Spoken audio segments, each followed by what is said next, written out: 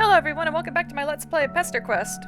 Last time we hung out with Jade Harley, who was quite distressed because she realized that we'd been messing with the timeline because of her dream she gets from Frostbit. So, we kind of had to calm her down and sort of help her come to terms with what's going on. And by doing that, we actually brought John, Rose, and Dave over from their places so they could hang out with Jade and have a slumber party. So that was cool. Anyway, we're done with the beta kids now, which means it's time for the trolls. And I'm going to apologize in advance because there's no way I can do a decent Karkat voice. I was actually practicing a voice before I started recording. So hopefully it's not, as you can tell by my rough voice, which is going to get worse because I'm going to be voicing Karkat for about an hour, so you know how it is. But, yeah, hopefully the voice is not too terrible. Volume 5, Route 1. People like us. Oh boy. I'm not sure who my favorite troll is, but it's probably either Karkat or Kanaya, so it's cool that they're like right next to each other here.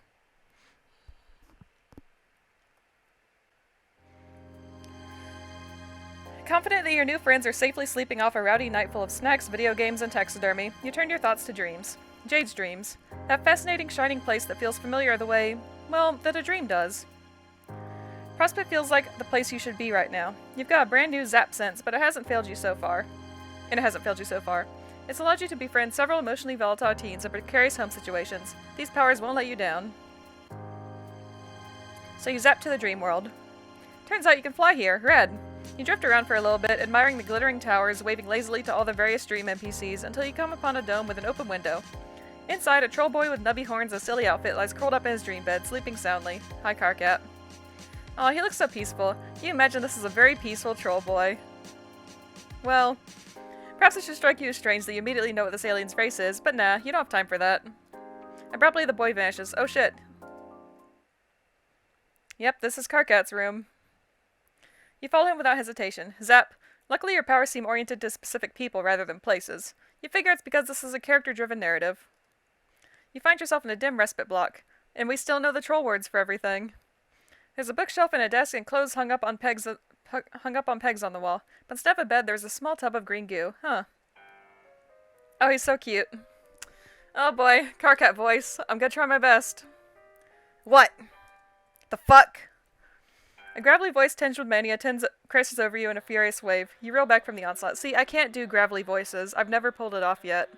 I'm not a voice actor. I don't claim to be, so I'm sorry. Every evening, I wake up to another glorious night of the universe applying its globes directly to my face in the most hilarious and juvenile way possible. I'm used to this, okay? I'm not saying this is anything new. But this is just next fucking level. Your eyes finally adjust enough to see the same troll boy from the dream world. He appears to have fallen asleep at his husk top. Some crumbs are stuck to his face where it had been pressed to the desk. He's got a zodiac symbol on his shirt. Whichever one's a sideways 69. Heh, nice. Wow, we're really making this joke in 2020? Seriously? And man, he is angry. Like, way angrier than a normal person. I stay in this crumbling excuse of a hive, rig this place with early warning systems, and what's my reward? A deformed blue blood teleporting into my respite block like a fucking— oh yeah, we have Malik's sign on our chest still. You zap out of there because, damn, you don't know what kind of early warning system he has, but whatever predators it's meant to keep away, all you have to do is shout at them. You appear on a nearby hill about 100 yards away from the hive. From the outside, it's large and leaning with square windows and an unnecessary number of balconies. Although, who are you to say what's necessary? Maybe this dude really likes balconies. He could probably use the fresh air. A couple of similarly large and lopsided hives scatter the skyline. Hives. You aren't sure how you know they're called that, but it feels right. Maybe because of the organic insectile architecture, like they were grown instead of built. You clearly aren't on Earth anymore. The sky is black, and the bushes are purple, and there are 2 moons. Neither of them is your gold moon, though. You think maybe you should be freaked out by this strange alien land, but nah, you're a seasoned adventurer by now. Besides, you like it here. It's comfortable. This is a pretty good hill. You sit for a while thinking about this hill and the universe and your place in it. Your place is it, until the sun starts to crest over the distant horizon. Hey, idiot! The troll boy is leaning out of his front door. You're sitting on the ground waiting for sunrise, so you're either a Jadeblood or a moron. And I know the only Jadeblood who lives outside the caverns, and she's a lot better looking than you. So what the hell? Who are you? You're not a troll. There's a substantial gap of grassy hill between the two of you, but you can hear him just fine. He has a talent for projection. You stand up and brush the dirt off your ass. He seems a bit less angry now. I guess zap right over? Freak him out? I don't know. No point wasting daylight, or moonlight, whatever, so you just zap on over there. Holy fuck. Yeah, that's going to get his attention. Oh, did he just kill us? A flash of gray and the... I mean, I don't blame him. A flash of gray and the gleam of metal. Bright, shocking pain opens up in the middle of you. The boy stares, eyes round, yellow and shocked. Your laugh comes out wet. Why are you laughing? You don't know what else to do. You press a hand to the wound in your stomach, trying to hold the blood in with sheer willpower. You tell him you are just trying to save a little time. Oh no, he's gonna see that we have the same blood color! Oh, he's already looking at it, really. What? The boy stares down at the blade in his hand, a viciously hooked blade they pulled seemingly out of nowhere. A scythe? No, a sickle. Is this kid a communist? Did communists actually use sickles, or were they just sickle-themed? There's so many communist specs that you don't know. The boy continues to stare at his sickle. Then he stares at your fingers. He looks back and forth, his sickle, your fingers, his sickle, your fingers, or more accurately, the blood on his sickle and your fingers. He's gaping at the crimson splashes like he's never seen blood before. His mouth moves, but no sound comes out. He hunches over himself like he's the one who's been gutted. You aren't sure what he does after that, because suddenly you're on your back and all you can see is the sky. Yeah, sorry, Karkat, I didn't mean to traumatize you more than you already are.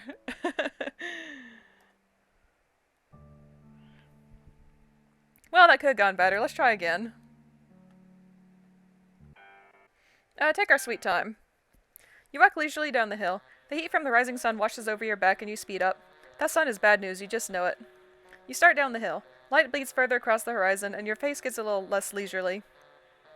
The troll boy crosses his arms. His shoulders are rounded in a slouch, like he spends a lot of his time making himself smaller. His black painted claw... He paints his claws? That's cute. His black painted claws are bent down. You wave a little awkward hello.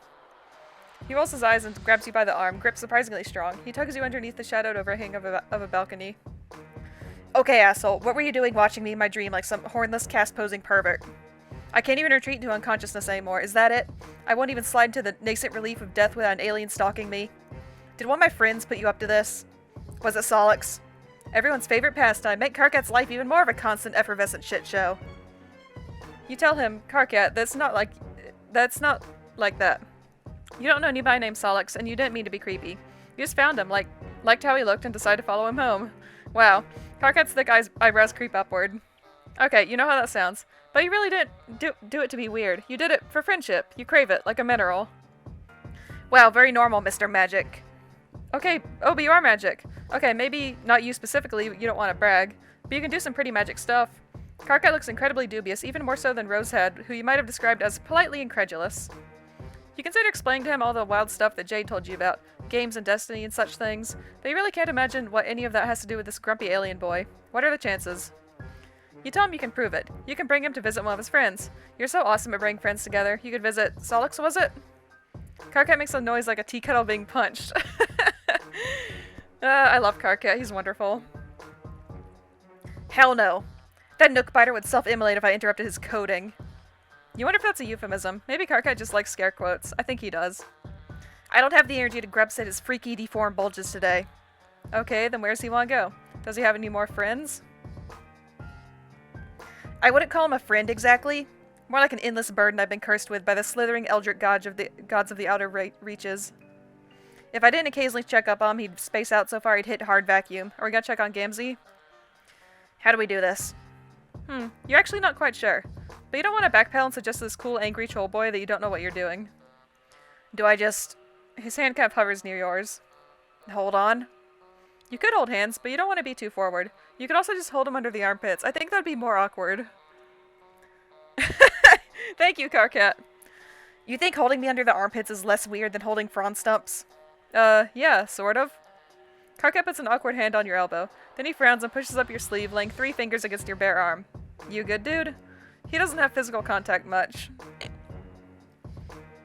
Yeah, sorry. You're just kind of warm. Thank you. You tell Karkat that he is very warm, too. Let's just get this over with. Try to aim for just outside his hive. His Lucis isn't around, and he's usually too stoned to even notice if the roof came down. But I want to startle him. Cool, here goes. Where are we? You zap somewhere pitch black and immediately blunder right into Karkat. Oh my god. Could you keep it together for a single fucking glance nugget? You aren't in Karkat's hive anymore. You appear to be in the void. Cool. Hey, void is my aspect. Let's hang out here some more. The what? Let go of me. You tell Karkat that he's actually the one still holding onto you. He makes an angry noise through his nostrils and releases you from his clammy grasp. He moves away from you and collides with what sounds like about 17 mops, all banging into each other and clattering to the ground. God fucking... Something smashes. Slurry guzzling! A shower of little noises like marbles over hardwood. What even is that? Oh, we're definitely in Gamzee's hive. A light finally pops on above you. You appear to be in an alien broom closet with, like, alien cleaning supplies, you guess? One of the bottles just says Clin written on it in permanent marker. You ask Karkat if he meant to transport the two of you into a closet. A bucket rattles as he kicks it. He yelps and jumps backward onto your foot. What the fuck? Makar, you bottom-feeding asshole. Your personal habits are almost as disgusting as your pan-rotting purple words. Why is your paling equipment mixed in with your scrub poles? Did you figure nobody would notice? Surprise, Nooksucker, I noticed. What in the hell? Karkat breaks off, and after a moment you realize why. Heavy footsteps shuffle closer. Oh yeah, I definitely hear the crustacean theme in here, I think. Someone has heard the absolute rumpus tantrum that Karkat's kicking up. I mean the music. Sorry, I was distracted. Oh, do I have to do Gamzee voice too? Give me a minute. I have to remember how to do this. Oh hey, hold up my brother. I'm hearing something in the scrub cubby. Some squeak beast what's all got itself trapped. The door opens up a crack. Karkat grabs your arm again. Can I do sober Gamzee instead? He's easier. Oh fuck. A shadow looms on the wall, wild hair and tall horns. Oh fuck me. Karkat squeezes your arm so hard it hurts. Oh fuck, oh fuck, oh fuck, oh fuck, oh fuck. The door opens a little wider and you feel wetness on your arm where Karkat's claws have drawn blood. The door creaks and you panic. Oh, we just teleported back to Karkat's hive. I don't have to do Gamzee, thank you. I'm not ready for Gamzee. You both crash down on the floor together in Karkat's respite block. Karkat's little horns jab you in the side. What the fuck was that for? Why'd you do that? Because Karkat was freaking the fuck out and you were worried the two of you were in danger? And there was some menacing asshole saying creepy stuff outside the closet door? That is a complete mischaracterization of the scenario and I'm totally disgusted you'd even bring it up. It's not mischaracterization.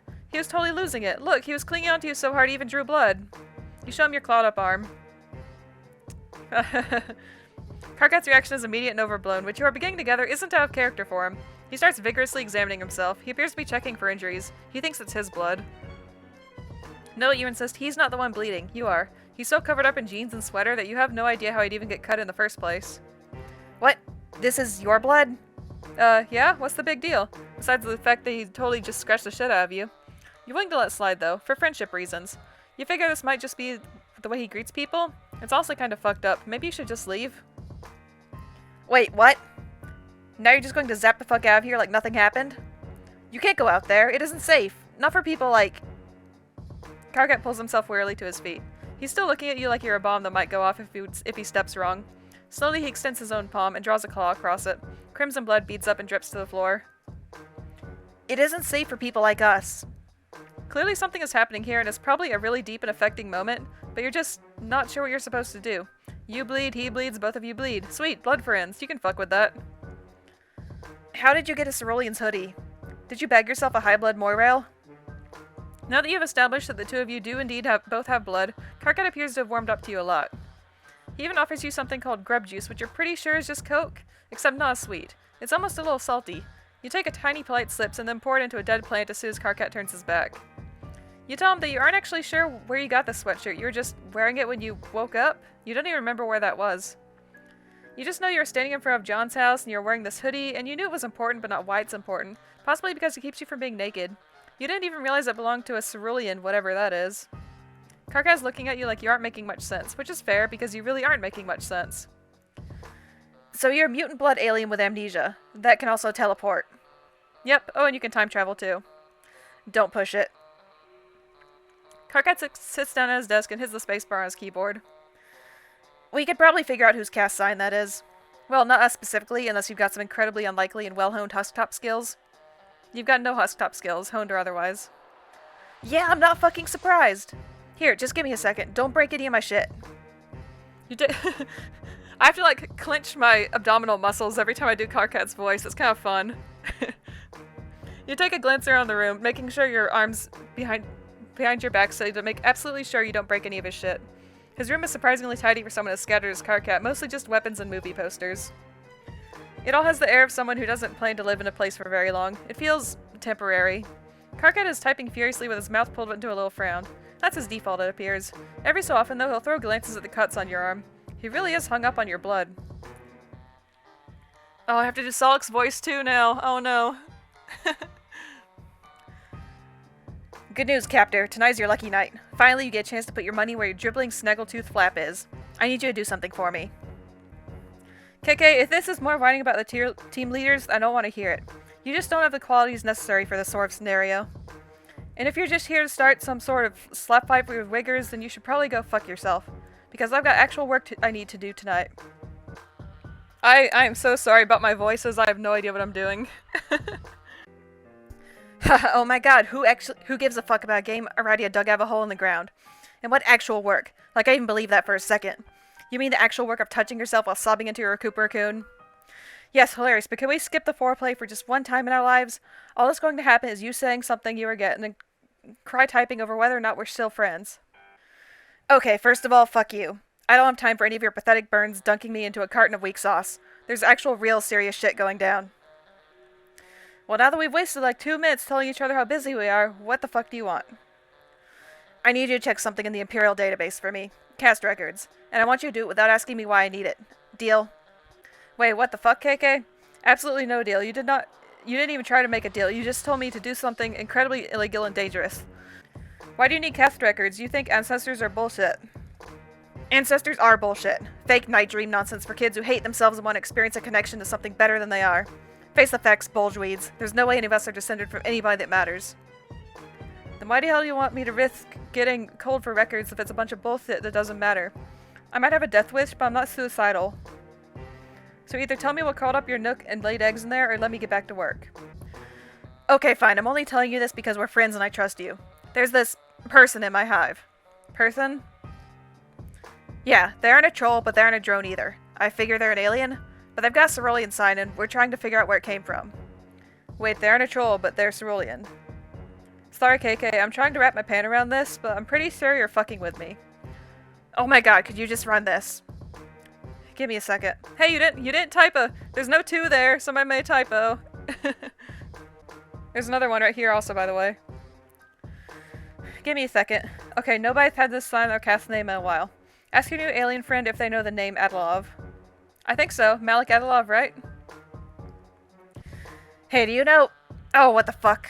He stepped back from where he'd been reading over Karkat's shoulder. He couldn't resist. He was just getting so heated and mad, banging on the keyboard, making weird little growly noises. You think you could just... Karkat goes absolutely silent. He's rigid.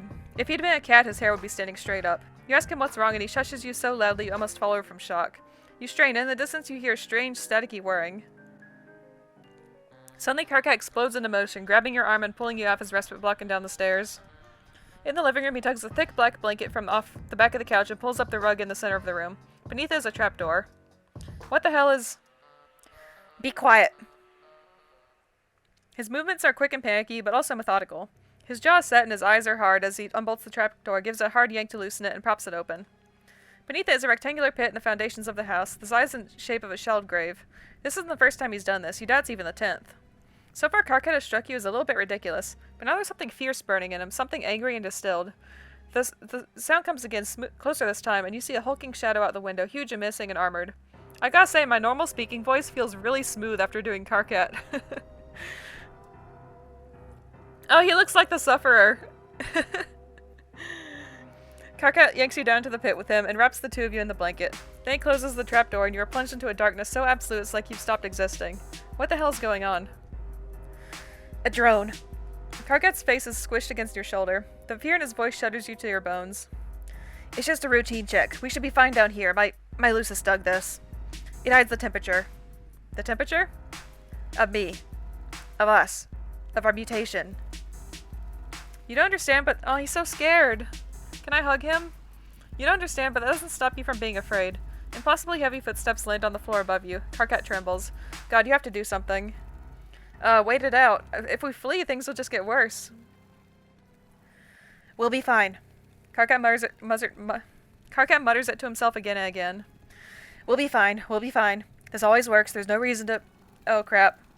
A rusty grating screeches, the trapdoor is wrenched off its hinges. Light pours in. Two giant metal hands reach into the hole and pluck the both of you out.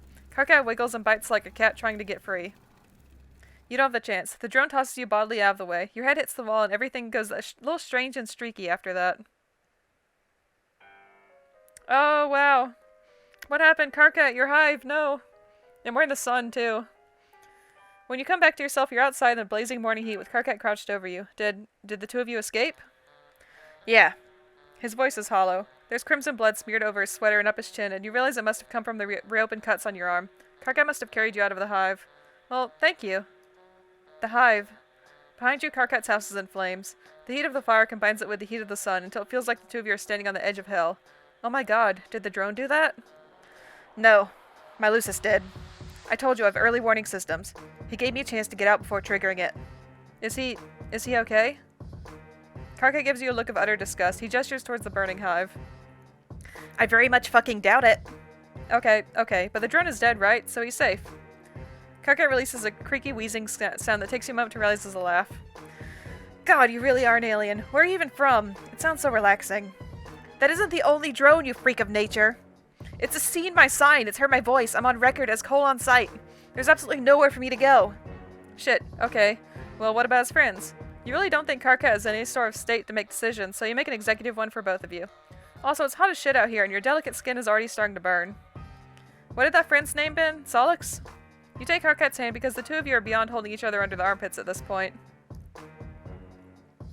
You appear in a residential street in a city, and for a second you think you must have traveled in time as well since it's night again suddenly. But then you look up and you see the strange purple-blue glimmer in the sky. It's still day, but there's some sort of atmospheric shield between the killer sun and the city. You wonder why there isn't one over where Karkat lives. Maybe it's too far out in the sticks. Karkat yanks his hand out of yours. He's still holding the blanket he wrapped the two of you in, staring around in nervous little ticks. He looks even more scared than he had back in his bedroom. Clearly he doesn't get out much. Fuck! A low chime rings out through the empty street. Karkat pulls his palm husk out of his pocket and looks at it like he can't remember what it is. Like everything normal has been wiped away and all that remains is the frozen horror in his eyes. KK, what the fuck? I just saw your name come up on the feeds. What did you do, you fucking idiot? You're going to be a thresh-executioner. You can't just start showing up on Cole lists. I didn't do anything. Solix, there's some stuff about me you don't know. KK, what the hell? Okay, well, first of all, I'm right outside of your hive stem. What? What are you talking about? Is this the mutant stuff? Who gives a shit about that? TZ knows too. She says she can taste our blood colors through the screen, which is all kinds of freaky. How's that even work? The screens aren't scratch and sniff. How the fuck? It doesn't matter. Wow, I actually do not give a crap about any of Terezi's cackling bullshit right now. Everything is fucked forever. As if in agreement, a familiar crackling whir starts up somewhere close by. You and Karkat look at each other in almost comedic distress. I have to go. Just come up here, okay? We'll figure this shit out. No, absolutely fucking not. Oh my god. You utter imbecile. Do you think your little pan sparks could do anything against a calling drone?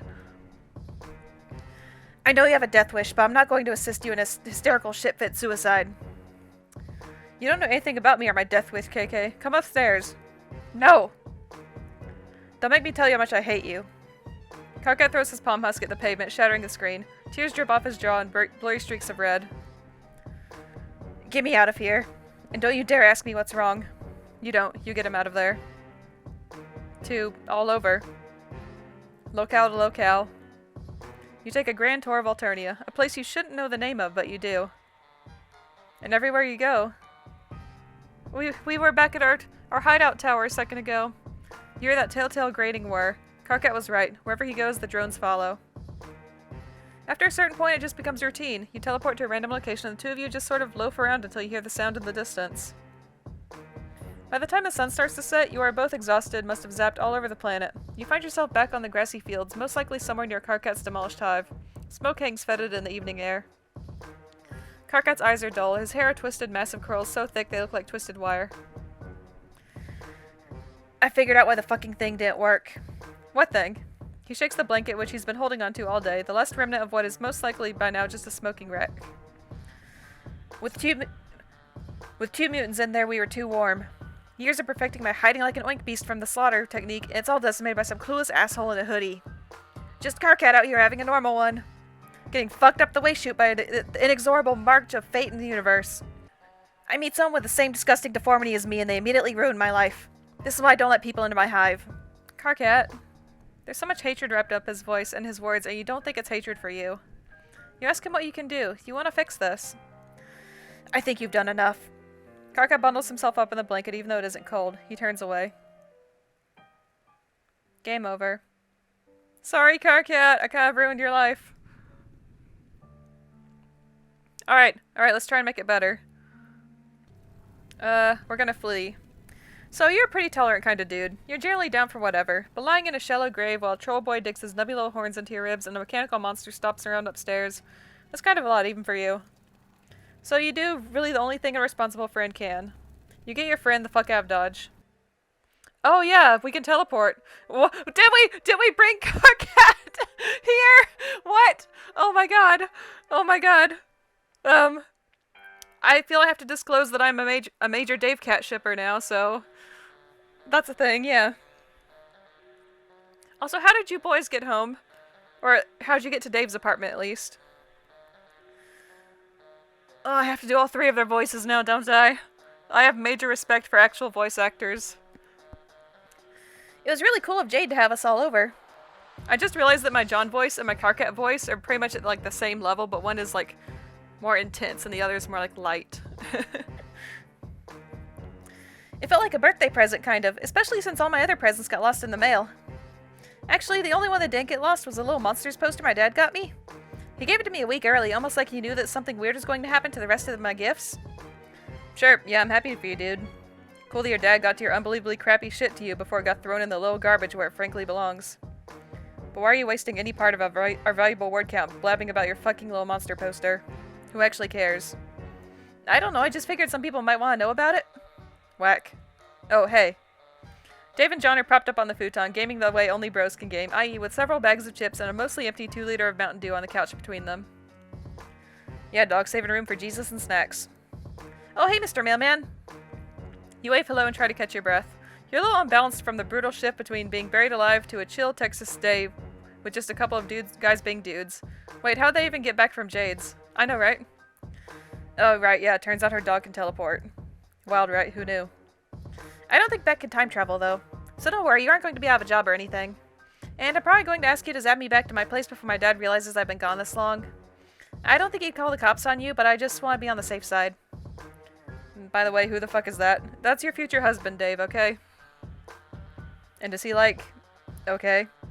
Oh yeah, Karkat. He's currently curled up on the ground with the blanket still wrapped around him. He's breathing very heavily and sort of clutching at the carpet. He leaned down to make sure he's cool while telling Dave and John that he's an alien from another planet. You figured you'd bring him here since shit got a little too hot back in alien land. Oh. Dope, I guess. Hey, dude. Wait. He's an alien? Like, a real alien? Yeah, John. Jesus Christ. Look, he's got little horns. Yeah, I can see that, but come on, aliens? Oh, so this is where you draw the line. Our friend living alone on an island with nothing but a magical dog and a taxidermied grandpa who she stuffed herself. Isn't where you draw it? A teleporting fake mailman in a hoodie who just wants to be bros isn't where you draw it? I guess you have a point. All this stuff just feels so normal now. So I guess in theory you could bring us to visit this alien planet? Maybe. Not that that's anything I'd actually want to do. The place is probably stank AF. You'd never catch me in space. Space ain't the place. Oh damn, write that down. You love a good Shredder freestyle any day of the week, but this isn't Dave's route, so you return your focus back to... Oh, holy fuck, where did he go? Oh yeah, the little dude just scurried out the door. Probably should mention that. God damn it, you just brought Karkat to Earth and you've already lost him. Some friend you are. You zap down to the ground floor of the apartment building. Nothing. You zap to the stairwell and look up. Nothing. No little alien boy with a blanket. Shit. Damn it. Remembering the time you met Dave, you zap up to the roof. Hi, Karkat. You find Karkat standing silhouetted against the turgid Texas sky. Shimmers of heat haze make him look strangely artificial. He's shading his eyes and staring up at the sun. Hey, dude, don't do that. You're gonna hurt yourself. Oh, wow, thank you so much for the advice. I'm way too stupid to know not to look directly into a burning ball of fire. The pain is intense and searing, but just a dumb fucking animal. By the way, the sun is pathetic. Well, this is another planet, another sun. Yes, thank you. He drops his hand and turns back to you. There's still cobwebs in his hair from the crawl space. Is this where you're from? You think so? Maybe. You don't remember very much about yourself. But you seem to know much more about Earth than you do about Alternia. You don't remember very much about that place at all. Oh, except that it's called Alternia, apparently. This all feels, I don't know, wrong? Or just really fucking weird. You zapped in and dragged me out of my hive to an alien planet where the sun isn't hot enough to burn. Well, it's definitely hot enough to burn, it just takes a little longer. Shut up, I wasn't finished. Before you showed up, Salks was telling me about this game that one of his friends found. We were all supposed to play it together, and I don't know. Some stuff would have happened? I don't know why it feels like that matters. I just feel it's hard to describe. Flattened out. Yeah, I feel you. Hi, Dave. You and Karkat both jump. Dave has ninja'd up the stairs and is leaning casually against the brick wall. Shit, how long has he been standing there? And where's John? Oh, he just disappeared. Wait, what? Yeah, it's weird. This swirling void wormhole just opened up in the TV and sucked him right in. Are you being serious or are you fucking with us? What? Lol, I'm fucking with you. Okay, thanks, Dave. John's in the bathroom. But I had you for a second, didn't I? I'll admit I kinda believed you a little bit. Absolutely sounds like something that could happen these past couple days. Oh yeah, hilarious. He sure got you. Also, you're pretty sure the scene moved up here so you could talk to Karkat without Dave coming in and making all of this about him again. I don't mind talking to both of them. Dave adjusts his shades. Man, that's just an extremely weird thing to say. But yeah, horny dude. I mean, guy with horns. Are you talking to me? We were all supposed to play a game too. Together as a group or some shit. Right, Jay told you about a game that was supposed to change everything. Is that the sort of shit that makes me get this feeling you know more about what's going on than you're telling us? You don't, you swear you don't. You have no idea why any of this is happening, or maybe not happening? There's just some stuff you seem to know, but not until you absolutely have to. You're just sure that it's very important that you brought Karkat here. Why? How the fuck do I have anything to do with these hornless freaks? Standing right here, bro, my god. But yeah, that's a pretty good point now that I think about it. You said it's important for you to bring him here, like here specifically. To my apartment. Yes? Yeah. Why? You aren't sure. You just have this intense feeling that's imperative that the two of them are friends. Yes. Alright. Weird, but alright. Grey dude, you ever play any Tony Hawk?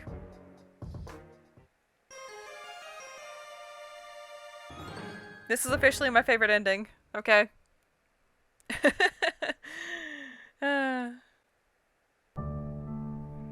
Okay, yeah. Okay, putting aside my obvious Dave Cat bias, that was kind of sweet. We took Karkat out of a very dangerous environment for him and brought him somewhere safer. Well, as safe as Dave's apartment can be. Like, I don't know if Bro will be aggressive towards Karkat, but he has two friendly people with him now. So that's good. Man, things were really rough for Karkat on Alternia. Like, if Sagrub didn't happen, then he would have definitely been cold within the next, like, sweep or two. Oh yeah, I need to check the, expedited shipping. You brought Karkat to meet some friends. Nepeta would be proud. Because of shipping? Why would Nepeta be proud exactly?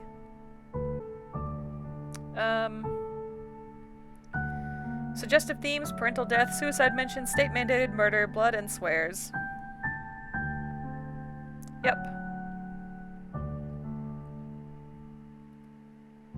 Well, I don't really have a ton more to say about that route, although I am happy we got to hang out with Karkat, because Karkat is Karkat. Is there anybody who's read Homestuck and doesn't like Karkat? Seriously? Yeah. Anyway, thanks for watching, I hope you have a great day, and I'll see you next time. Bye!